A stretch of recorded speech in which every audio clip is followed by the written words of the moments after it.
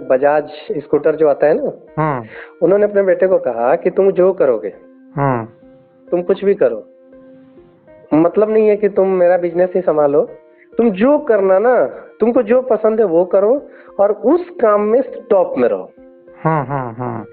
जैसे कि अभी जितने लोग हैं, जैसे अपना कोई बाल ही काट रहा है, तो राष्ट्रपति का बाल काटेगा तो कम पैसा तो नहीं कमाएगा। अगर कोई गार्डनिंग कर रहा है तो वो जिस स्तर का, मतलब कि टॉप में रहो। मान लीजिए पूरे वर्ल्ड में 10 लाख गार्डन का काम करने वाले लोग हैं, तो कोई तो 10, 20, 50 के अंदर में रहता होगा। एक लेडीज है, वो केक बनाती है, तो वो ये महेंद्र सिंह धोनी इन सबसे ज्यादा पैसा कमाती है। क्यों? क्योंकि वो हर तरह का केक बना, जूते का शेप का हर तरह का केक बना देती है, तो वो केक बनाने में टॉप पे है। तो हम एक गली वाले केक बनाने वाले से, गली का केक बनाने वाला वो क्यों नहीं कर पा रहा? क्योंकि उसका मन नहीं है केक बनाने का, वो मजबूरी में बना रहा है, पैसे कमाने के लिए बना रहा है। तो आप जो करना है कीजिए, लेकिन आपका जो मन है वही कीजिए, लेकिन उसमें बहुत बड़ा कीजिए। हाँ, आप अपना बेस्ट दीजिए, बेस्ट दीजिए, लेकिन आप जैसे कि टारगेट दे देंगे कि आप नंबर 1 बन जाओ, तो फिर उसका माइंड ज्यादा इन्वॉल्व हो जाएगा, वो फिर वो हो जाएगा। लेकिन उसी का पसंद का, मतलब एक प्रेशर नहीं है उसके ऊपर कि क्या करना है। हाँ, उसकी जो क्षमता है वही चुने। हाँ, आपकी जो पसंद है, आपकी जो रुचि है, आपका जो इनबिल्ट टैलेंट है कि ये काम में सबसे ज्यादा करना अच्छा लग रहा है, वही काम आप पूरे तन मन धन बोलते हैं ना, पूरे उस तन मन धन दिल से कीजिए, और वही आपको पूर्णतः संतुष्टि देगी, बल्कि मैं तो बोलता हूँ वही आपको मुक्ति भी देगी। हाँ, वही करके आप मतलब आपके अंदर की वही तो खुशबू है। मतलब मान लीजिए कि धोनी के लिए क्रिकेट खेलना ही उसका खुशबू है, बाहर निकल रहा है, या कोई अगर आर्टिस्ट है, कोई डांसर है, कोई सिंगर है, तो उसका वही खुशबू है, वही बाहर निकलेगा, तो पूरा उसका फ्लावरिंग हो जाएगा, पूरा फूल खिल जाएगा और उसको मुक्ति मिल जाएगी। बहुत जो कि अध्यात्म बताता है हमको इस तरीके से अपनी आत्मा का, जो भी आपकी आत्मा में है खुशबू, उसको बाहर निकाल दीजिए और आपको मुक्ति मिल जाती है। हाँ, तो यही चीज है कि हर जो भी समस्याएं, एक चीज की बस यही हम देख रहे हैं कि सारी समस्याएं असली है, लेकिन समाधान जो आज मिल रहे हैं लोगों को वो असली नहीं मिल रहे। ये भी एक बहुत बड़ी समस्या हो गई। तो अगर वो समाधान असली करेंगे तो ही रिजल्ट आएगा। चलिए, जो लोग सुनेंगे इस वीडियो को समझेंगे कि भाई सिर्फ ये आत्मा परमात्मा और पुनर्जन्म, पूर्व जन्म और मुक्ति के बारे में सिर्फ स्पीच सुनने से कुछ होने वाला है नहीं।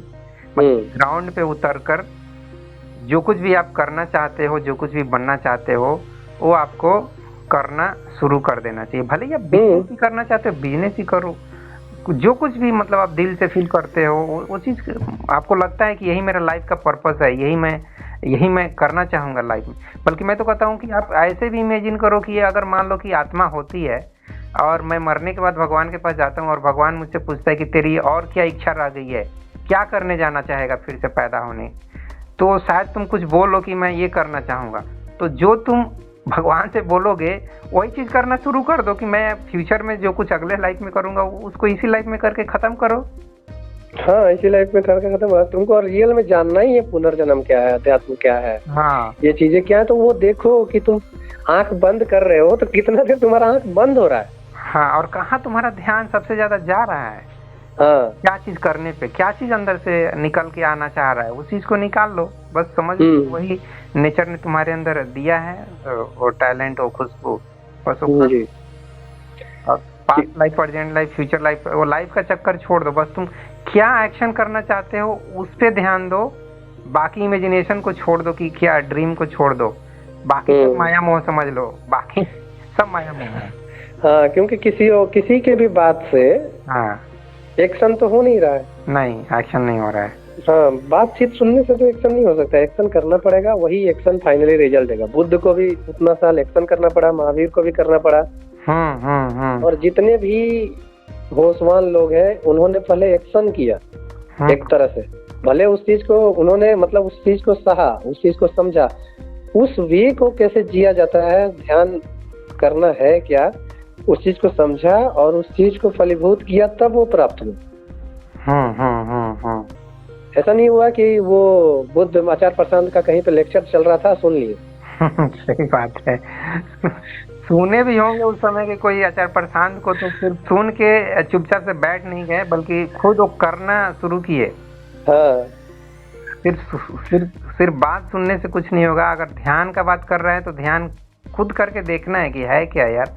1 मिनट 2 मिनट नहीं, हम 10 घंटा बैठ के देखते हैं कि होता क्या है, चुपचाप बैठने से होता क्या है, वो खुद करके देखना है। सुनने से क्या होगा, कुछ नहीं होने वाला है।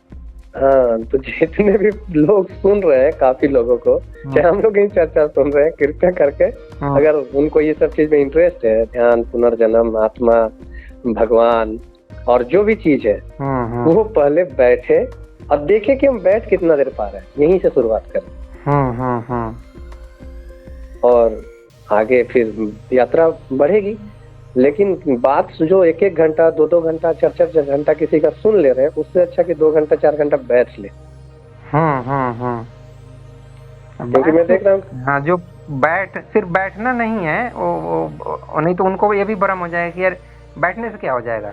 सिर्फ बैठने से कुछ नहीं होगा। बैठ के आप अपने अंदर, जैसे कि एक कली अपने अंदर बैठ के महसूस कर रही है कि मैं कैसा खुशबू छोड़ना चाह रही हूँ, तो उस खुशबू को महसूस करने के लिए आपको बैठना है। आप क्या करना चाहते हो अपनी आत्मा से, क्योंकि उस चीज को महसूस करने के लिए आपको चुपचाप से शांति से बैठ के अपने आप को महसूस करना है। इसके लिए बैठना है। अदरवाइज ऐसा नहीं है कि आपको आलसी बनाने के लिए, अध्यात्म का उद्देश्य आलसी बनाना नहीं है।